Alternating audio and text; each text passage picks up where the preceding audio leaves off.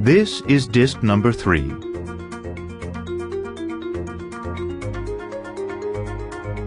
You take chances no rational person would take, getting into fights or having unprotected sex. You are experienced by others as irrationally impulsive, cold, psychopathic.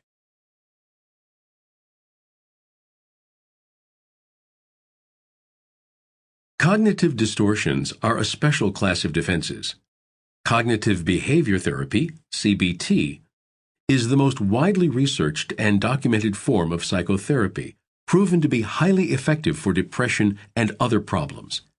It focuses on identifying, challenging, and replacing cognitive distortions. Self-destructive cognitive distortions include faulty assumptions like these. When things go well, I got lucky, but when they don't, it's my fault.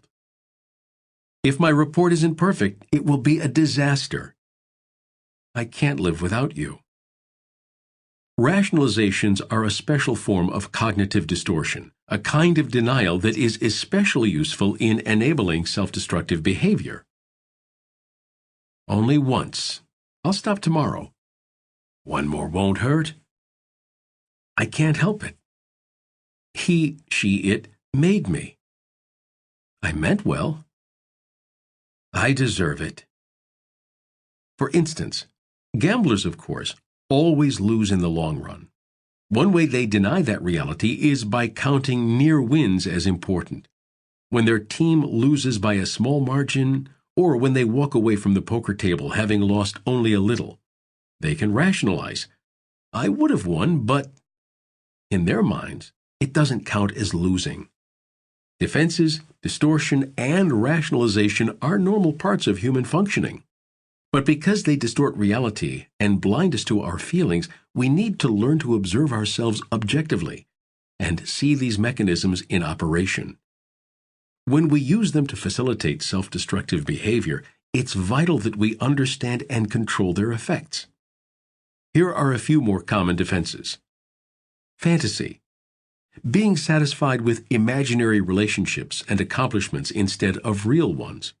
Obsessively watching soap operas or having internet relationships. Isolation of affect. We experience events without the feelings associated with them. Those emotions are likely to find their expression in other ways, which seem not to make sense, being separated from their context. We're angry about a situation at work, but can't show it there. We turn the tension into a habit that hurts us, like gambling. Repression. The conscious experience of a feeling is absent, but the feeling guides behavior. Unconscious guilt is the great example. We don't feel guilty, but we act suspiciously. We don't trust people, etc. Others usually respond to the overt behavior, not the repression, so misunderstanding is inevitable. Displacement. Taking threatening feelings out on a safe target. For example, yelling at the dog when you're angry at your husband. Selective attention or memory. Only attending to information that supports our paradigms. Confronting fear. Helping people overcome fear is perhaps the most common task of therapy. It doesn't matter if it's an unrealistic fear like a phobia about heights or something more realistic like finishing an important report. The fear response, the fight or flight response, is an automatic somatic reflex that involves the whole body. The way the brain identifies danger, the sudden secretion of adrenaline and cortisol as a result, the effects of these hormones on the body, pulse rate up, shallow breathing, hair on end, and the mind, the hyperfocus on danger, the way time seems to slow down, is the same whether the fear is about being stuck in an elevator or someone threatening you with a knife. In therapy, there are several common tasks concerning fear. We help people think more clearly. Is this something really dangerous? Are there other ways to get what I want? What's the worst possible consequence of failure? We teach them new skills, like specific relaxation methods that can be used in the feared situation, and ways of stopping the obsessive thoughts that make the fear so much worse. We encourage focus, concentration, and organization. Essentially, we're teaching people mindfulness, which is a very useful skill that can give us much greater power over emotions like fear and enable us to make wise decisions, see reality objectively, and exercise self-control. We'll return to mindfulness in a little while.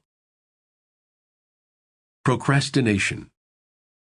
Procrastination is perhaps the most familiar and universal form of self-destructive behavior.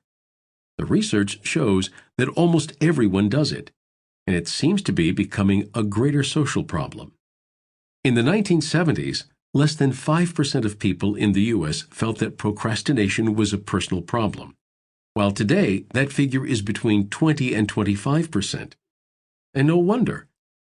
Look at all the instant gratification and distractions available to us today, while whatever satisfaction we used to get from work has substantially decreased. Procrastination may represent any or all of my self-destructive scenarios at work: misplaced rebellion, self-hate, fear of success, and so on. Like most self-destructive behavior patterns, it is often multiply determined. It serves many purposes for us at the same time. But unconscious fear of success is perhaps the most common motive.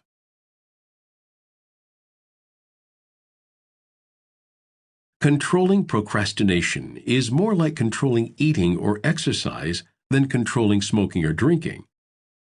It's impossible to never procrastinate. For one thing, often it's not clear which of the two is the most important activity. Study for the exam right now, or eat dinner and then study. Or eat dinner, take out the garbage, walk the dog, call a friend, check Facebook, and then study. But procrastination is a habit that can gradually be replaced by the habit of not putting things off. Rita Emmett, in The Procrastinator's Handbook, gives us Emmett's Law. The dread of doing a task uses up more time and energy than doing the task itself. Here's O'Connor's corollary. It's amazing what you can accomplish when you finally get down to work. So my first advice for overcoming procrastination is to take a deep breath, pretend to glue your bottom to the chair, ignore distractions, and work for 5 minutes. Only 5 minutes. Then take a short break, but put in another 5 minutes after your break. Keep on with this cycle until you either are working productively or wear yourself out. The procrastinating impulse in the automatic self won't respond to logical argument, but it may respond to a narrowing of focus. Eventually, you'll get in a groove and start feeling productive, and the impulse to procrastinate further will dwindle. If it doesn't work today, try again tomorrow, then the next day, and so on.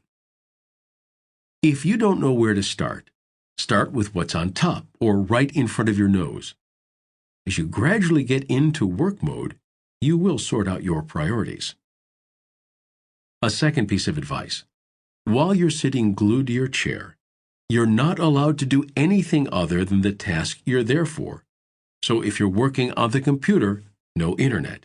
No matter what attractive distraction might be suggested by your automatic self or a colleague in your office, you don't have to work on your primary task. But if you don't, you still have to sit there for 5 minutes. This can be torture, but it's great mental discipline. You'll quickly see how easily distracted you are, but you're forced to develop the willpower to withstand temptation. Eventually, you'll get something constructive done. Hold yourself to pre-commitments. No television or internet or email until I've cleaned the kitchen. If I get X done, I'll reward myself with pizza tonight. Otherwise, it's peanut butter. Be sure to keep these commitments reasonable and don't set yourself up to fail. If you practice and get consistent at this, you can start to up the ante.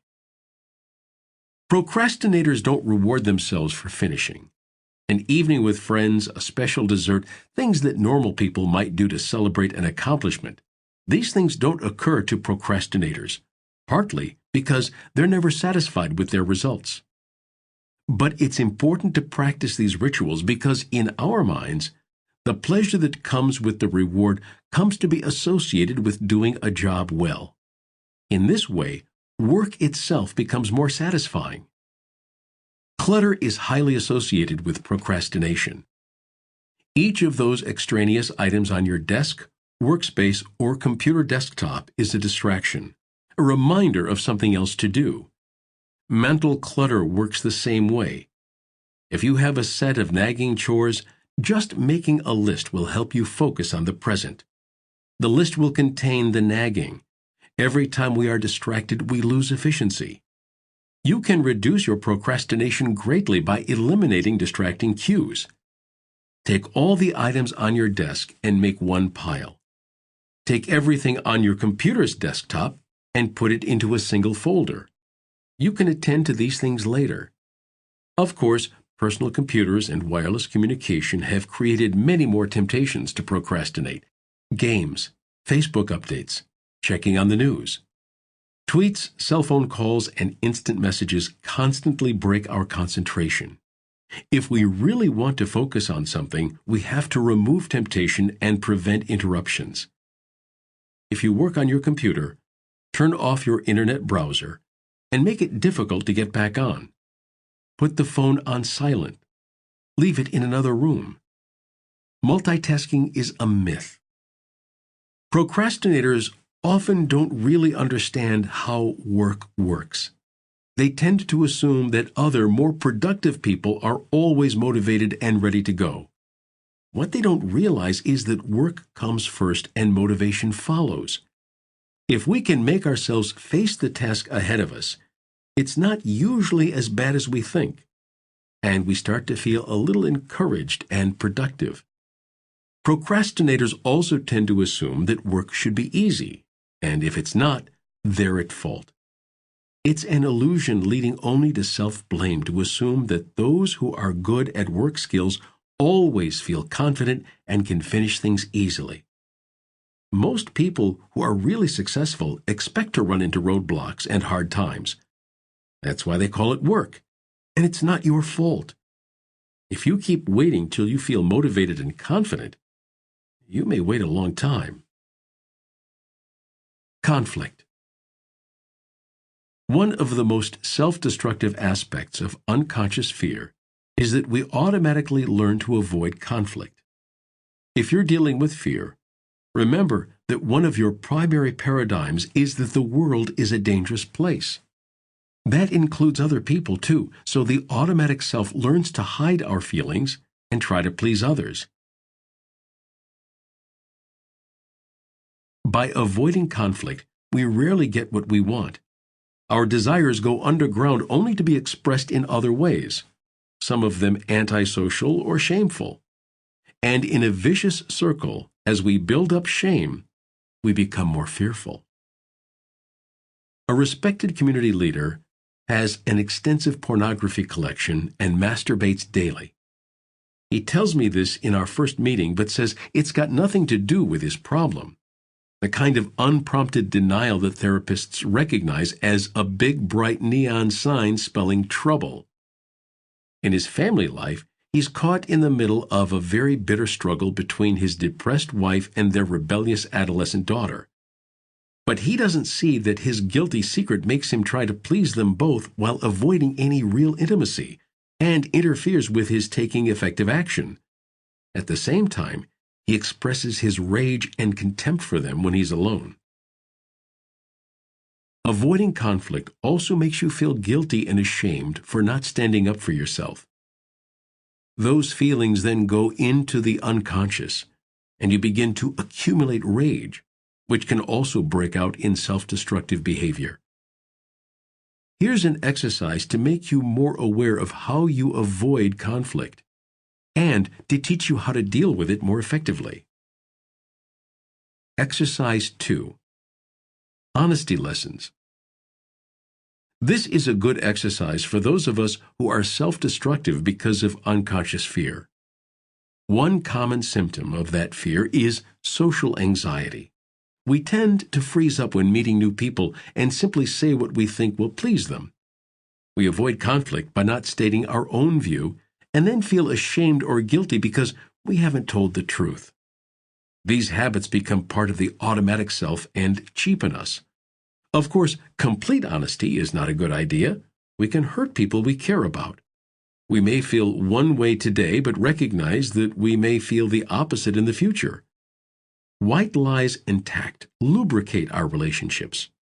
Still, try this exercise for a while. Say nothing but the truth as you see it. Avoid white lies and distortions. Don't say anything that's insincere just to please someone else. Don't evade responsibility or water your opinions down. If you feel the truth would hurt or alienate someone, you can say nothing. You can listen without commenting. But whatever comes out of your mouth must be truthful. However, you should do this in a mild-mannered and polite way, not in an aggressive or confrontational manner. As you practice, you can take greater risks. Be more direct about expressing your own opinions, then listen carefully for feedback. Are people giving you a different perspective that you should consider? Or are they just being contrary? Be more honest with your feelings. Speaking directly about how something makes you feel frequently takes the conversation to a new level of intimacy. If people misunderstand or ignore your feelings, repeat and clarify. Practice active listening. Do I understand you correctly? You seem to be saying, people will appreciate that you're trying to understand them, even if you disagree.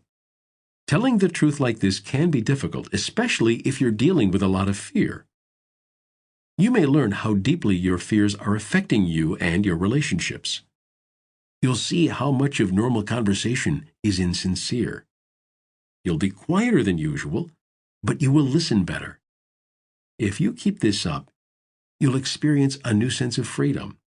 Instead of seeing conversation as a verbal skirmish in which you're straining to make others like you, and feeling further and further out on the limb of your little lies, you can be quiet and attentive. You can be much more at ease when you interact with people, and stop adding to your burden of unconscious guilt for lying and distorting. You'll be able to hear what people really want from you: attention, affection, respect. You can give these things honestly without putting on an act to ingratiate yourself. Practicing honesty like this is a tool to make yourself more mindful, more able to step back and observe yourself objectively. The subject of the next section. Mindfulness. Mindfulness is a very popular concept these days, so I'm going to be very specific about what I mean. Mindfulness to me is the ability to look at yourself calmly, objectively, and compassionately. It means stepping back a little from disturbing thoughts and powerful impulses and emotions, fear, anger, guilt, shame, blame, so that you can experience them a bit without acting on them in haste. It requires the confidence to experience these things and know that they won't destroy you. It requires teaching the conscious self to look objectively at the automatic self. With enough practice, though, mindfulness becomes an unconscious habit. It's a vital skill that can help greatly no matter what bad habits you're trying to overcome.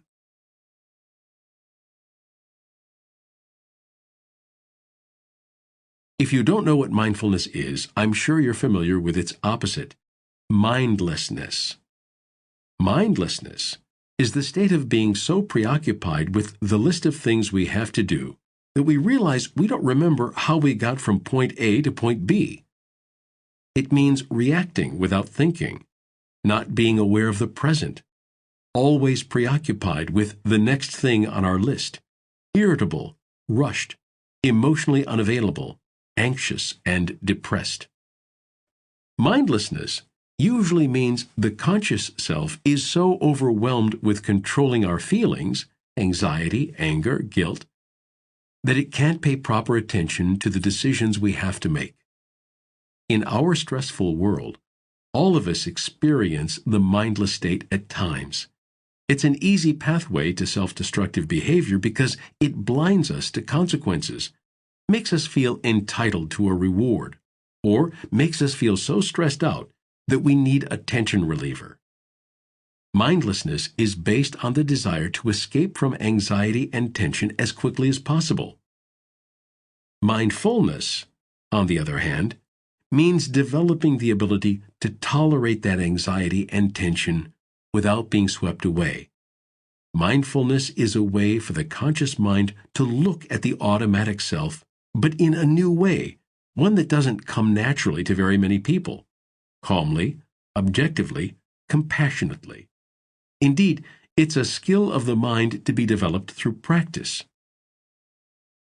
Being mindful means becoming so aware of the unconscious mental habits and paradigms that we assume are the only reality that it's like opening a door into another dimension.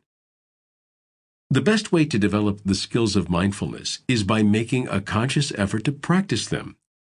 As I keep reiterating, the brain changes through practice. Learning new habits means that we develop new pathways in the brain, new connections and networks of nerve cells. When you feel yourself getting anxious or tense, when you're on the verge of issuing an automatic response, when you're faced with a decision, step back. Count to 5. Use the mindfulness skills you're about to learn. Question the reality that you see. How much is it influenced by your prejudices, fears, and habits? Mindfulness is a deliberate effort to stay in the present moment, to pay attention to detail, and to stop judging and categorizing.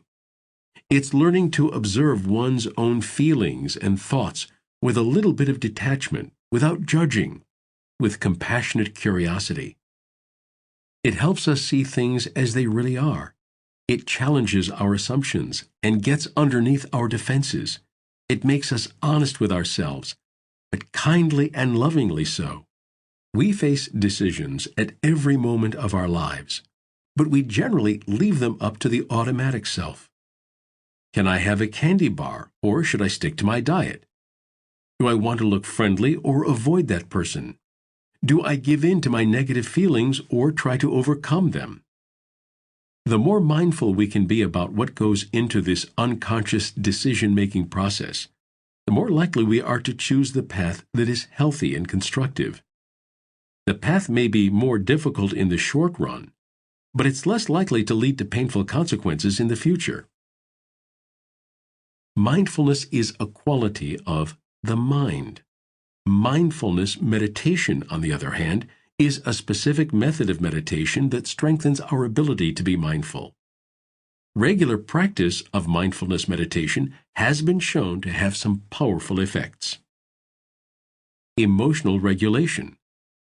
People who practice mindfulness meditation regularly find it easier to control their emotions. They learn to objectively observe their feelings without being swept up by them. They can disengage more easily from obsessive rumination, and they are better able to focus because their working memory is larger. They suffer less anxiety and depression and enjoy more positive emotions. They learn to control disturbing emotions without consciousness that they're doing so. Decreased emotional reactivity, increased range of emotional responses. Mindfulness meditation practice helps develop a skill for self-observation that neurologically disengages us from old automatic bad habits of emotional response. It activates regions of the brain that facilitate better, more creative ways of responding to stress. Interpersonal relations. People who are more mindful carry these same skills into interpersonal relations. They listen better and can focus on the other person. In groups, they're more centered and less subject to influence. When there's conflict, they can identify the effect of temporary emotional stress in themselves and their partner, and respond without defensiveness or other old hardwired reactions to stress. They can maintain focus and try out new solutions. Mental health.